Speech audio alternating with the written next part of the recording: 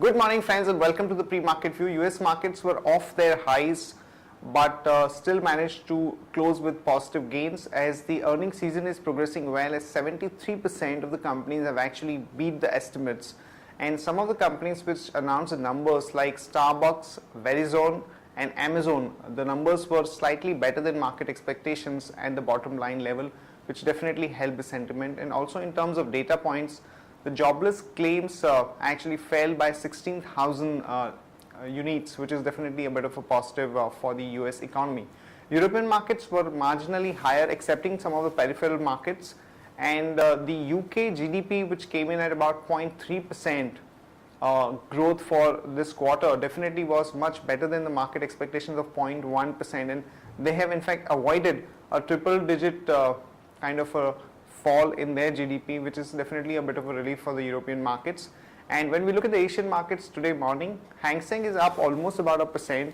The Japan and China are marginally down, and in Japan, most of the analysts are waiting for the outcome of the Bank of Japan policy meet, which is likely to be out in the next couple of days. And particularly in Japanese markets, Sony reported extremely good set of numbers, and they have doubled their profits to almost 40 billion yen, as against about 20 billion yen reported last year. And we have also seen a smart pullback in the base metal prices and some of the precious metals like gold and silver, which were up almost about 2 to 4%. Particularly silver was up almost about 4 to 5%, which is definitely a bit of a relief for the traders in the commodity segment. And talking about the flows, FIs were net buyers in the cash market to the tune of about 1270 crore, and the domestic institutions were sellers in the cash market to the tune of almost about 1450 odd crore. And in the index futures, there was a huge buying by the FIs to the tune of almost about 3700 crore. Back home, our markets also continued to show positive momentum, and Nifty managed to close above almost 5900 level, and Bank Nifty in particular was the star for the entire month with a gain of almost about 12% for the entire series. And this is also backed by some good numbers by the key banking stocks like Axis Bank, ICICI Bank will be reporting their numbers today, HDFC Bank and IndusInd Bank. So definitely this is at the forefront of this entire rally, and the key trigger would be provided by the RBI policy meet, where the expectations are that the rate cut could be to the tune of 50 basis points. On that note, let me invite Shaival to take us through important F&Qs, rollovers data, and the ideas that we can have for the new series. Good morning, friends. Let's start with the derivatives conference. Friends, it's a very rare phenomenon that FIs stand as a single buyer in a single instrument in a very single day. Now, what we have seen is that FIs were net buyers in index future of more than 3,700 crore in yesterday's trade, whereas they were net sellers in index options and stock future. In stock options, they were almost a negligible gain. And we have also seen that due to which Nifty not only opened gap up in yesterday's trade, but during last 25 minutes of trade, we have seen sharp bounce from the day's low, and which has led Nifty close well above 5,900 levels. Now, if I talk about the activity on the PCR front and the Nifty futures compared with previous expiry, it has seen a very good activity. Now, Nifty futures started the series with 1.55 crore shares in open interest, and if you look back at the previous series, it was almost 1.21. The same with PCR. PCR started previous series with 0.98, and currently it is at it has started with 1.05. So this is a good sign for the market. Yes, there is optimism, which has been indicating there is an optimism in the market. Now, talking about the rollover activity, compared to last 3 or 4 expiry, we have seen that this expiry has seen good amount of rollover taking place, and we have also seen that the cost of carry, or say the rollover cost, has reduced significantly, which has been indicating yes, the positions have been rolled on the short side. And what we feel is that from the options matrix, that 5,800 put option stands with highest number of shares in the open interest, whereas 5,900 call option stands with highest number of shares in the open interest. As we have RBI policy lined up in next week, we may see before that or up to that event, we may see some retracement of the overall rally, and 5,000 testing of 5,800 on the lower side is quite possible. But as a bias for the market is positive, the picture is good. Any dip can be taken as an opportunity to accumulate long positions in the market. Now talking about the broad range for the month, the straddle break-even point for the current series on the lower side is 5706 and on higher side it's 6094. From intraday perspective, Dish TV is looking good. So one can go long with stop loss of 69.30 and one can go long on GSPL with stop loss of 68 rupees 40 paisa. Thank you.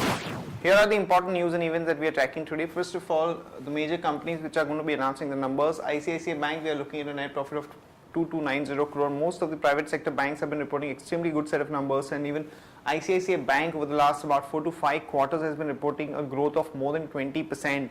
So this time around also the numbers are likely to be good, and one can expect some positive reaction in ICICI Bank stock ahead of the RBI policy meet. Maruti Suzuki, we are looking at a net profit of almost about 705 crore. Again, this is going to be a little better than market expectations, so have a positive bias towards Maruti stock. And Hero MotoCorp, the PAT number that we are looking at about 502 crore, which is likely to be a little muted given the fact that the overall monthly sales growth has been quite muted for Hero MotoCorp. Idea Cellular came out with extremely good set of numbers, and on most of the parameters the numbers were good, be it the revenue, the margins or the net profit. Particularly the net profit was up almost about 35%, which was at about 308 crore versus the expectation of 266 crore, and even the consolidated revenue increased by almost about 8.7% to about 6061 crore. So expect some positive reaction in the Idea stock in today's market. United Phosphorus also came out with extremely good set of numbers, wherein the top line grew by almost about 32% and the net profit grew by almost about 39%. Technically also United Phosphorus stock is looking very positive, so one can really go long here with a stop loss of about 120, 122 for an upside of about 10 to 15 rupees in the stock. And Royal Dutch Shell has been in discussions with ONGC for opportunities in India, where energy demand is expected to double over the next few years. And in case of Fortis Healthcare, they are looking at raising about $100 million from IFC Washington through a mix of selling fresh shares and issuing the FCCB. And the floor price for the FCCB is fixed at about 99.09. The government has exceeded its indirect tax collection target for 2012-13 by almost about 6,000 crore. This is definitely a bit of a positive from the fiscal management perspective, and since most of the people are looking at a much higher fiscal deficit, given the fact that the indirect tax collection has been good, would be a bit of a relief for that number. And there has been some amount of disagreement on the pricing formula that has been recommended by the Rangarajan committee, wherein he is asking for a higher price for companies like ONGC, Oil India and Reliance Industries effective 2014.